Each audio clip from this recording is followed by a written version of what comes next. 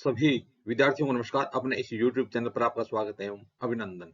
हाँ तो विद्यार्थियों, आज हम कक्षा 8 से 12 तक के लिए संस्कृत प्रत्यय देखने जा रहे हैं। तो आज हम देखेंगे संस्कृत प्रत्यय। तो देखिए विद्यार्थियों, सबसे पहले क्या दे रखा है,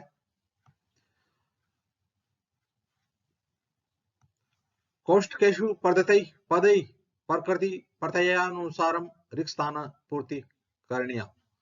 कोष्ठकेषु पद्धति पदई प्रकृति प्रत्ययानुसारम रिक्त स्थान पूर्ति करणीय। तो कोष्ठकों में दिए गए पदों की सहायता से प्रकृति प्रत्यय अनुसार रिक्त स्थानों की पूर्ति करनी है। तो देखते सबसे पहले क्या है कि शीतादि नाम खालिस्तान व्यायाम उपजायते। शीतादि नाम खालिस्तान व्यायामात उपजायते। हमें दे रखा है सहिष्णु धन तल प्रत्यय। तो अब हम देखने जा रहे हैं सहिष्णु, है ना।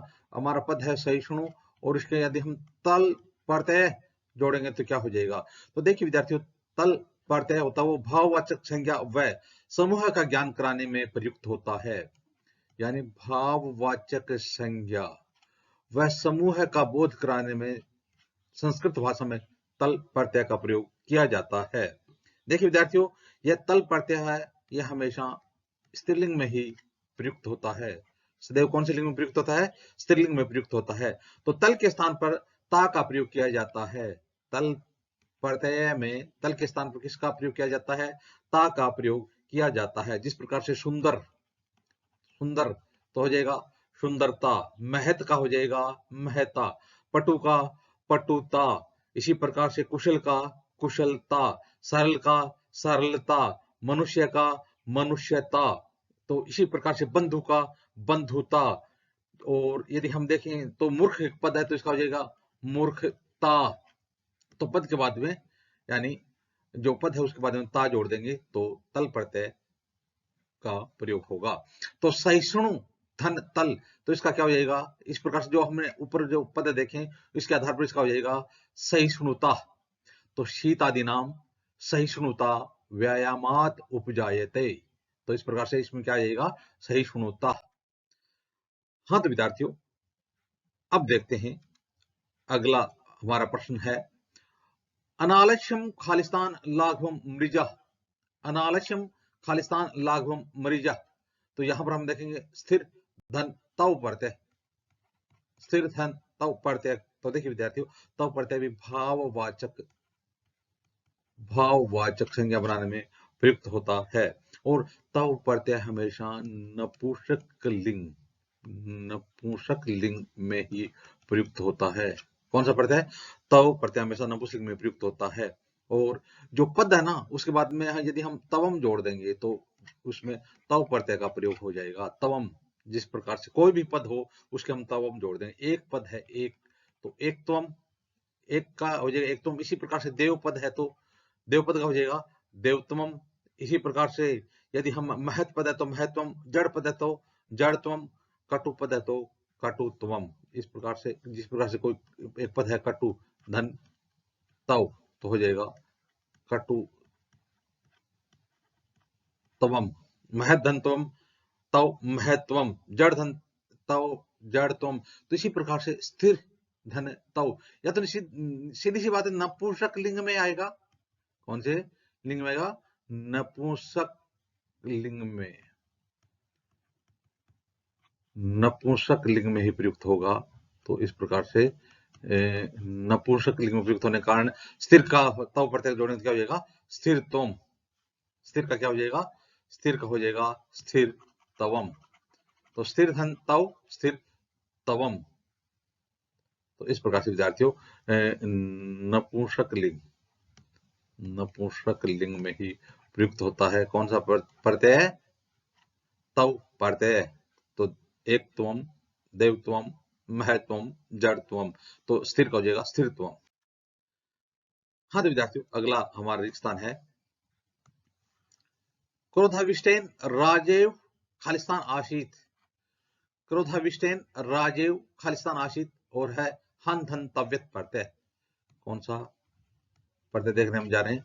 तव्यत प्रत्यय देखने जा रहे हैं। तो देखिए विद्यार्थियों, तव्यत प्रत्यय में तय की इत संज्ञा होने के बाद इसका लोप हो जाएगा, तो हमारे पास बचेगा पुल्लिंग में बचेगा तव्य, स्त्रीलिंग में तव्या और नपुंसकलिंग में तव्यम।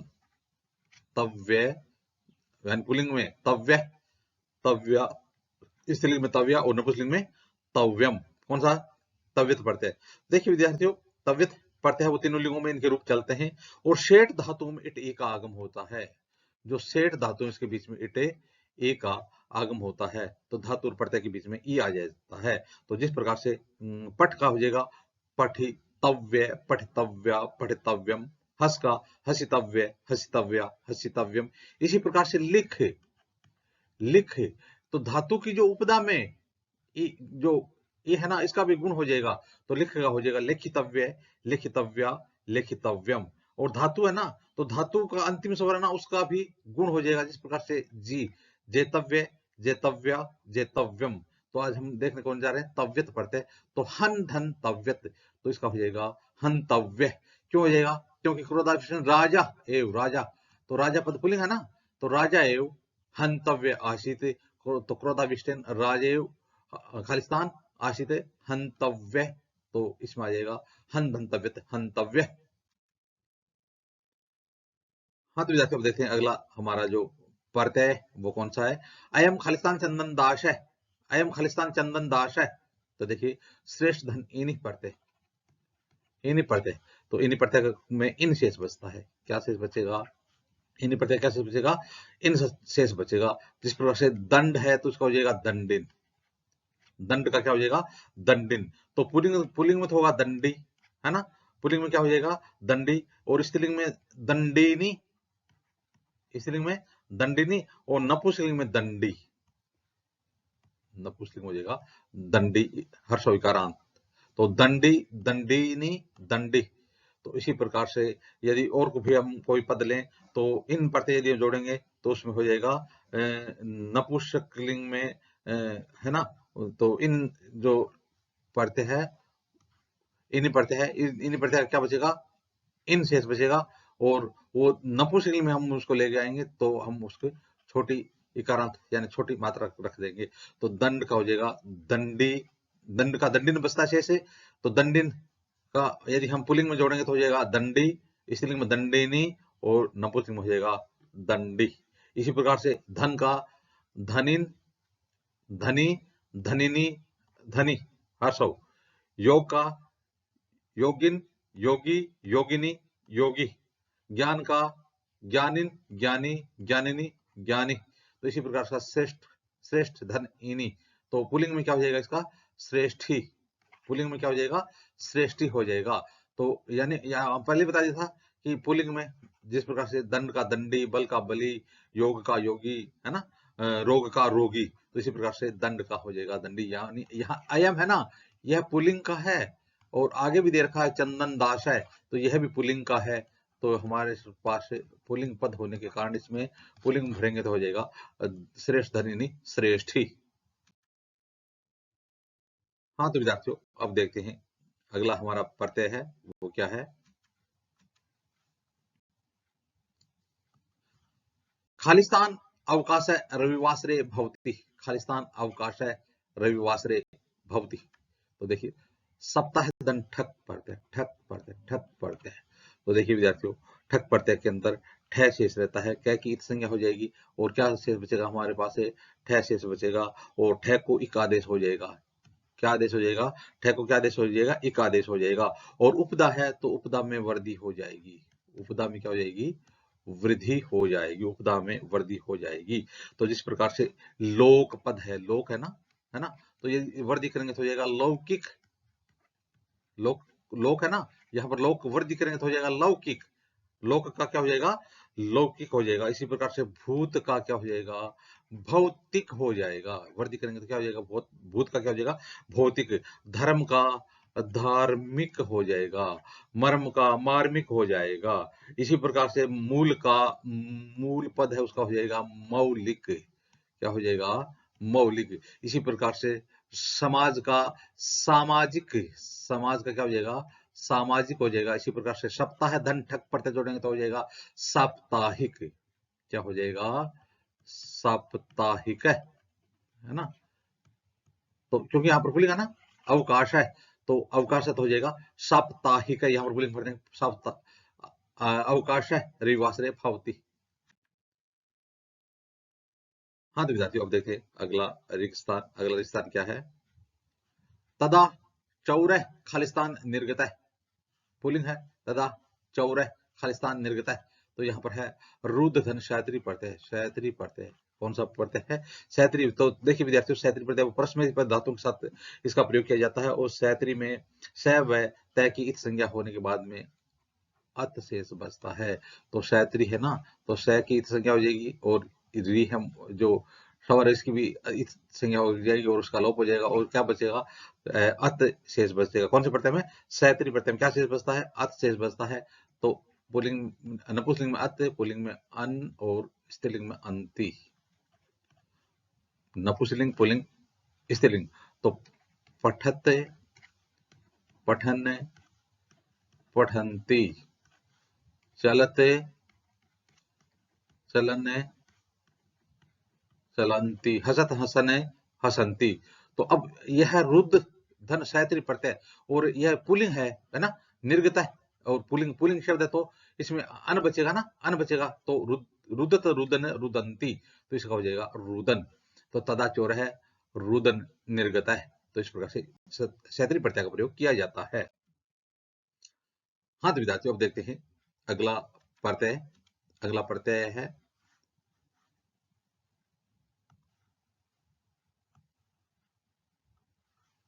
इतः, इतः। और देखिए यहाँ पर संबोधन दे दिया, इतः, इतः। तो श्रेष्ठ धन इनी, श्रेष्ठ धन इनी। तो पीछे भी आया था जहां हमने श्रेष्ठ ही किया था, इनी प्रथम श्रेष्ठ ही किया था, लेकिन संबोधन में आएंगे तो इसका हो जाएगा श्रेष्ठिन, इतः, इतः श्रेष्ठिन। तो हमने देखा था इनी प्रत्यय में क्या शेष बचता है, इन शेष बचता है।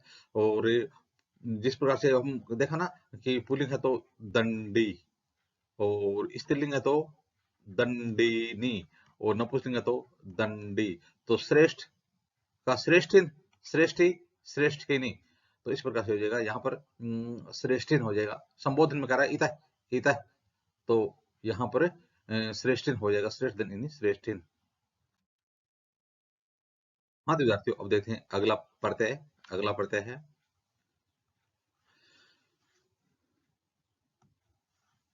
समक्ष। अगला पद है समक्षम पुरुष एव श्रेष्ठ है, समक्षम पुरुष एव श्रेष्ठ है। तो यहां पर दे रखा है वृत धन सानच, सानच प्रत्यय, प्रत्यय कौन सा है, प्रत्यय है सानच। तो देखिए विद्यार्थियों सानच प्रत्यय में स और स की इत संज्ञा से लोप हो जाएगा, और लोप होने के बाद में क्या बचेगा, आन शेष बचेगा, सानच आन शेष बचेगा। और सानच प्रत्यय का प्रयोग आत्मनेपदी धातुओं के साथ ही किया जाता है। और सानच प्रत्यय ना, तो यह जो सानच का आन है वो अधिकतर स्थानों पर मान में बदल जाता है। किस में बदल जाता है, मान में बदल जाता है। जिस प्रकार से मुद धन सानच मोद माने, मोद माना, मोद मानम। शोभ माने, शोभ माना, शोभ मानम। वर्तमाने, वर्तमाना, वर्तमानम। लभ माने, लभ माना, लभ मानम। इसी प्रकार से वर्धमान है, वर्धमाना, वर्धमानम। यजमान है, यजमाना, यजमानम। लेकिन विद्यार्थी ध्यान रखना है अस धातु होने के बाद इसका हो जाएगा आसीन, आसीना, आसीनम। लेकिन यहाँ पर तो देखा वर्तधन सानच, वर्धन है सानच, और यहाँ पर लिंग कौन सा हमारे पास है, पुलिंग है, तो पुलिंग के अंदर क्या आएगा, जिस प्रकार देखना पुलिंग में मोदमान है, मोदमाना, मोदमानम। शोभ माने, शोभ माना, शोभ मानम। वर्तमान है, वर्तमाना, वर्तमानम। आसीन है, आसीना, आसीनम। तो वर्तधन सानच पुलिंग हो जाएगा वर्तमान है, तो हो जाएगा समक्षम वर्तमान है पुरुष है एवं श्रेष्ठ है। हाँ तो विद्यार्थियों अब देखते हैं अगला प्रत्यय। अगला प्रत्यय क्या है, खालिस्तान जलेन लताम सिंचती, खालिस्तान जलेन लताम सिंचती। तो यहाँ पर आ गया शीर्षधन टाप प्रत्यय, टाप प्रत्यय, टाप प्रत्यय, तद्धित प्रत्यय में टाप प्रत्यय। तो टाप प्रत्यय है ना, तो इसमें आ शेष बचता है, प और ट की संज्ञा होने के बाद में। तो टाप प्रत्यय में क्या शेष बचेगा, आ शेष बचेगा, और जो टाप प्रत्यय यह किस में प्रयुक्त होता है? तो यह हमेशा आकारांत पदों से स्त्रीलिंग पद बनाने में प्रयुक्त किया जाता है। आकारांत पदों के साथ स्त्रीलिंग पद बनाने के में टाप प्रत्यय का प्रयोग किया जाता है। और इसमें जो पुल्लिंग शब्द होता है ना, उसके टाप यानी आ जोड़ देने पर जो टाप प्रत्यय इसका प्रयोग हो जाता है। जिस प्रकार से बाल है, इसका हो जाएगा बाला। इसी प्रकार से अजय, टाप जोड़ेंगे, आ जोड़ेंगे तो हो जाएगा अजा।